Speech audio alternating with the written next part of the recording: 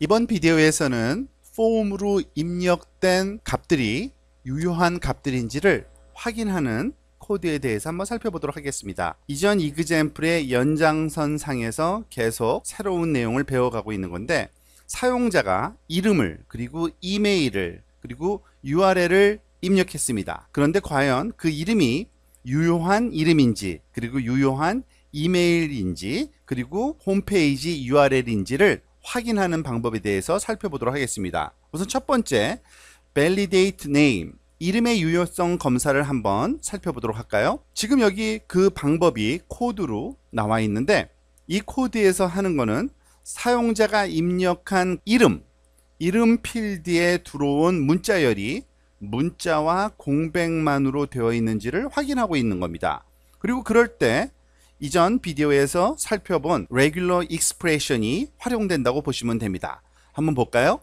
자, 일단은 포스트 메소드로 폼이 내용을 전달했을 경우에 포스트라는 슈퍼 글로벌 어레이에 모든 입력값이 전달되고요. 그 중에 name이라는 변수명으로 전달되는 문자열을 다시 PHP 안에서 내부 변수 $name으로 저장해 놓고요. 그리고 그 $name이 특정한 패턴에 맞는지를 살펴보는 겁니다. 즉, if 문장에서 보면은 이 조건문에서 프래그 매치라는 함수를 사용하는데요. 아직 우리가 배우지 않은 처음 보는 함수이긴 합니다만 PHP에서 제공되는 두 개의 아규먼트를 요구하는 함수인데요. 첫 번째 아규먼트는 regular expression으로 표현된 패턴을 주게 되어 있고요. 두 번째 아규먼트에는 점검해 보고 싶은 문자열이 들어갑니다. 즉, 사용자가 입력한 문자열 name 안에 문자하고 공백만이 포함되어 있는지를 확인하는 패턴을 제공해 주면 되겠죠. regular expression에서 잠깐 살펴보았던 것과 마찬가지로 regular expression은 슬래시로 시작해서 슬래시로 끝나야 되고요. 그 안에 여러 가지 문자 또는 기호가 올 수 있는데, 우리가 공부해 본 것처럼 삿갓 표시는 반드시 무엇으로 시작해야 된다는 뜻이고요. 달러 표시는 반드시 무엇으로 끝나야 된다는 거고요. 그 사이에 이렇게 대괄호로 들어있는 거는 그 대괄호 안에 있는 문자열들 중에 어느 거든지 올 수 있다는 얘기입니다. 즉, A부터 G까지 소문자의 알파벳과 대문자 A부터 대문자 G까지의 알파벳, 그리고 공백 문자까지 공백 또는 문자가 올 수 있다라는 패턴이고요. 그 바로 뒤에 별표가 있는 거는 그것의 개수에 제한을 두지 않겠다는 거죠.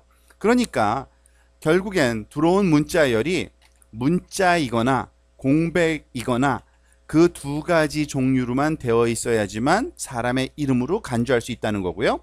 그게 매치가 되면은 프래그 매치라는 함수에서는 true를 리턴해 줍니다.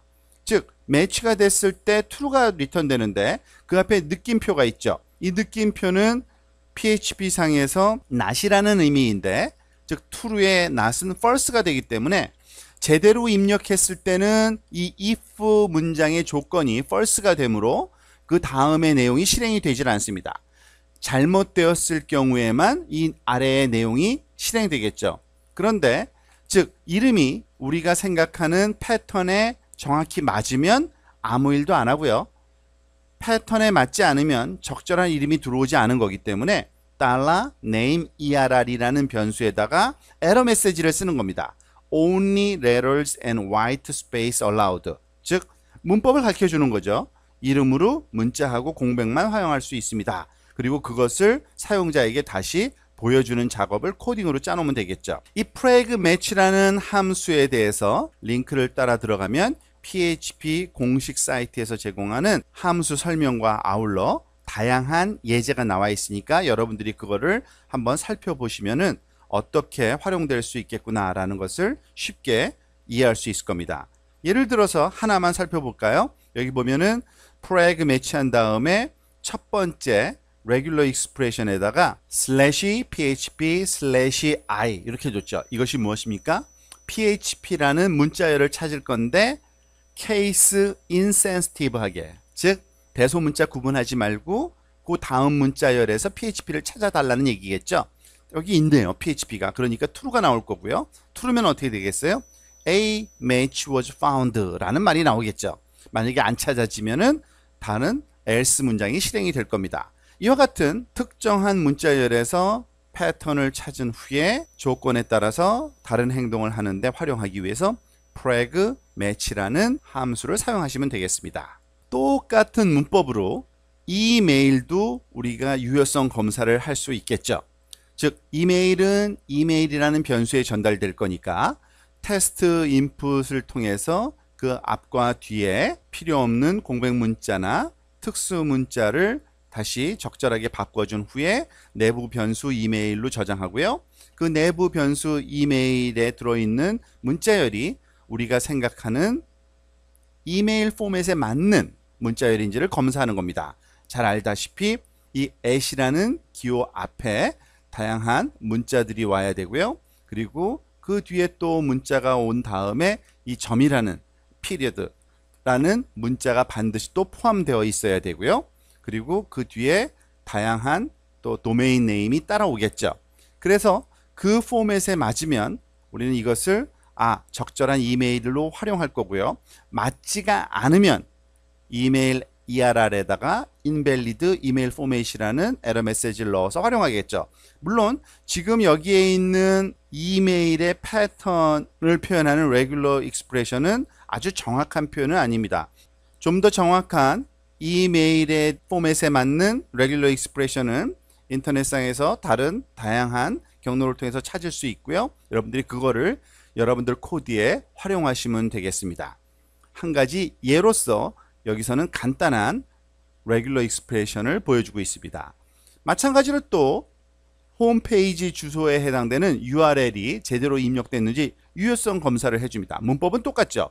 다른 점은 이 홈페이지를 나타내는 패턴에 해당되는 regular expression은 이와 같은 것을 사용하는 것이 좋다라고 제안을 해주고 있으니까 이것을 우리가 분석해 보지는 않겠습니다. 여러분들은 이것을 카피해서 여러분 코드에 활용을 하시면 URL의 유효성 검사에 큰 문제 없이 잘 작동될 겁니다. 역시 문법은 똑같죠. preg match를 통해서 첫 번째는 패턴을, 두 번째는 해당하는 문자열을 넣어서 매칭이 되지 않을 때 에러 메시지를 발생시키라는 얘기입니다. 자, 좀 더 완성된 코드 모양으로 이름과 이메일과 URL의 유효성 검사가 어떻게 진행되는지를 한번 이 예제를 통해서 한번 살펴보겠습니다. 지금 이 아래에 굉장히 긴 코드 같이 보이지만요. 사실은 모든 변수마다 하나씩 유효성 검사를 하기 때문에 그렇고요. 한 개, 즉 첫 번째 이름에 관한 유효성 검사 문법만 이해하면 나머지는 서로 다른 변수 그리고 서로 다른 regular expression만 활용됐다고 보시면 되겠습니다. 한번 볼까요? 지금 보면 이전에 봤던 프로그램처럼 우리가 사용할 다양한 변수들을 동시에 같은 empty string으로 초기화시키는 줄이 나오고요. 그리고 포스트 방식으로 전달되었는지를 확인한 후에 포스트 방식으로 전달됐으면 슈퍼 글로벌 어레이인 포스트라는 이름의 어레이에서 변수를 하나씩 찾을 수 있고요. 이름이 있는지 확인하는 과정이 있었죠. 있으면은 해당하는 유효성 검사를 할 거고요. 없으면은 당연히 이전에 에러 메시지를 또 입력하라고 출력을 했었습니다. 만약에 이름이 제대로 입력이 되어 있으면 유효성 검사를 해야 되는데 조금 전 렉션 OOT에서 설명을 본 것처럼 이 name의 패턴이 우리가 의도하는 문자 또는 공백으로만 되어 있는지를 나타내는 regular expression으로 preg match라는 함수를 통해서 점검해 보고 만약에 그것이 false로 나타나면 에러 메시지를 발생시키는데 이번에는 에러 메시지가 입력은 되었으나 포맷이 틀렸다 라는 식의 비어있을 때와는 다른 내용의 에러 메시지를 할당하고 그 에러 메시지를 우리가 활용하게 되겠습니다. 자, 그러면은 이 예제를 한번 실습을 한번 해보도록 할까요? 자, 이 실습은 앞에서 봤던 그 코드 내용이 그대로 있으니까 이 코드는 살펴보지 않도록 하고요. 우리가 직접 실습을 해서 제대로 작동되는지만 살펴보겠습니다. 이름은 제대로 한번 입력을 하도록 하고요. 이메일에다가는 그냥 모르고 제가 전화번호를 넣는 건 줄 알고 전화번호를 한번 넣어볼게요. 그리고서 서밋 하면은 어떤 에러 메시지가 뜹니까?